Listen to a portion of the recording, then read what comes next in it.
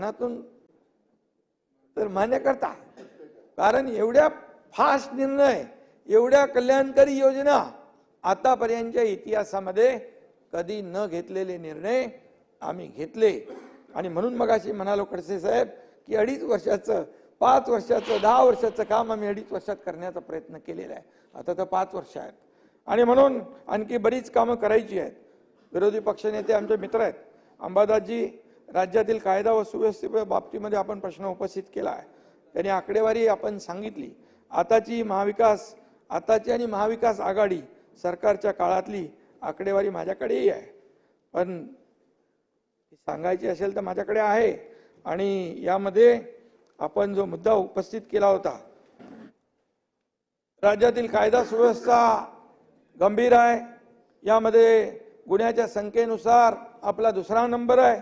पण मी आपल्या माहितीसाठी सांगतो, दर 1 लाख लोकसंख्येच्या मागे क्राईम रेट 297.5 आहे.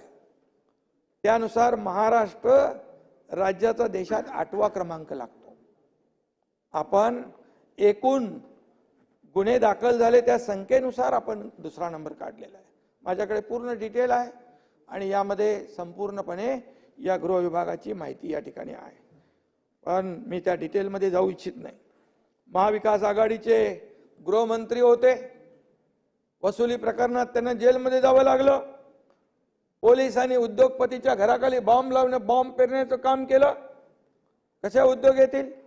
आणि म्हणून साधूची हत्या झाली तरी आपलं सरकार बघायच्या भूमिकेमध्ये होतं.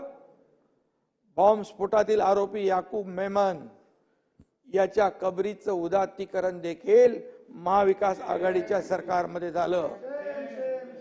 मी आणखी जास्ती काय उदाहरणं देऊ इच्छित नाही आणि सभागृहाचा वेळ घेऊ इच्छित नाही.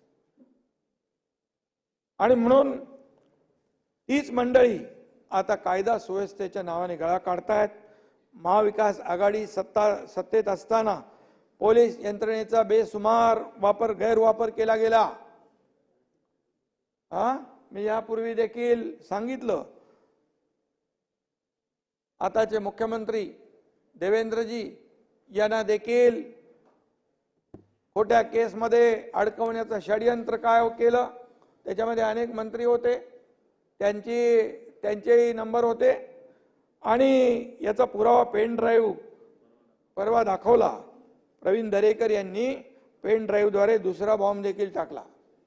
देवेंद्रजी आणि हा एकनाथ शिंदे यांना अडकवण्यासाठी अंबादासजी पुराव्यानिशी माझ्याकडे आहे. त्याच्यामध्ये बोलणं आहे, स्टेटमेंट आहे, डीसीपी लेवलचा अधिकारी आहे. सगळं केलं. पोलीस यंत्रणा त्यावेळच्या सरकारच्या प्रमुख मंडळींनी या ठिकाणी कसा दुरुपयोग केला, कशी त्याचा गैरवापर केला आणि कशी कारस्थानं केली हे देखील आपण ते बोलू शकत नाही, कबूल करू शकत नाही. वस्तुस्थिती मला माहीत आहे, मी त्या सरकारमध्ये होतो. आणि म्हणून महाविकास आघाडीतून बाहेर पडताना आम्ही वारंवार जी गोष्ट सांगत होतो ती पुराव्यानिशी आता बाहेर पडलेली आहे. हे चांगली गोष्ट नाही आहे, हे दुर्दैव आहे.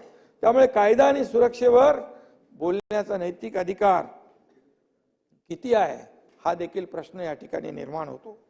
कायदा आणि सुव्यवस्थेबद्दल काही प्रश्न असतील तर त्यावर गांभीर्याने चर्चा व्हायला हवी होती, परंतु आरोप प्रत्यारोप यामध्ये आपण गेलो आणि खरे हकीकत आणि खरे प्रश्न बाजूला राहिले हे देखील मान्य केलं पाहिजे. परभणी असो, बीड असो, कल्याण असो, हे न्यायाचं राज्य आहे, इथं न्यायच होईल. त्या बाबतीमध्ये देखील मुख्यमंत्री महोदयांनी सविस्तर खालच्या सभागृहामध्ये उत्तर दिले, मला वाटतं इथेही दिले. आणि म्हणून त्याची देखील माझ्याकडे डिटेल आहे सगळी. पार्श्वभूमी काय, कारवाई काय, एसपीला बदली केलं, अनेक पोलिसांना निलंबित केलं, SIT लावली, न्यायालयीन चौकशी लावली आणि गुन्हेगार जे आहेत या गुन्हेगारांना, गुंडांना दया मयात कुठल्या परिस्थितीमध्ये दाखवली जाणार नाही. कारण तो किती मोठा असेल, कुणाशी लागेबंदी असतील, कुणाच्याही जवळचा असेल तरी सुद्धा त्या गुन्हेगाराला सोडलं जाणार नाही. हे सरकार सर्वसामान्यांचं आहे, सर्वसामान्यांना न्याय देणारं सरकार आहे.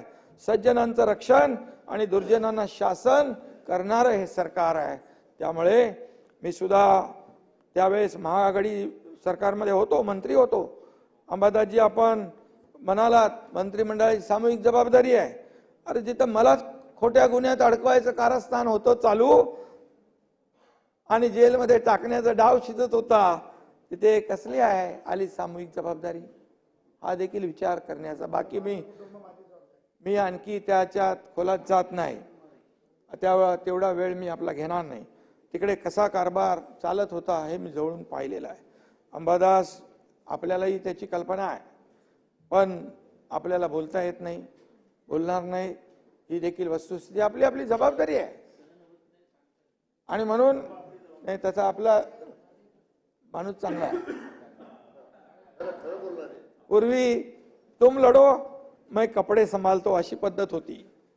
आता अंबादास, तुम लढो मैं बुके देके घर जाता हूं, अशी परिस्थिती आहे. गेला आठवडाभर धामधुमीत गेला. विरोधकांचं आतून कीर्तन, बाहेरून तमाशा, असं चित्र पाहिलं. तुम्ही व्यक्तिशः कोणी घेऊ नका हे मी सांगतो, कारण खाली सभागृहात देखील मी आहे. त्यामुळे आपण जे मी बोलतोय ते व्यक्तिशः कोणीही आपल्यावर घेण्याची आवश्यकता नाही. काही जणांना मगाशी म्हटलं मी, सभागृहात बोलण्यापेक्षा मीडियाचे कॅमेरे जास्त सभापती महोदय प्यारे आहेत. त्याला आपण काय करणार? आणि म्हणून सभागृह चर्चेसाठी आहे, सभागृह लोकांना न्याय देण्यासाठी आहे. हे विधानसभेचं अधिवेशन विदर्भातलं आहे आणि म्हणून विदर्भातल्या देखील जनभावना लक्षात घेऊन आपण सभागृहामध्ये त्याच्या प्रश्नाला, चर्चेचं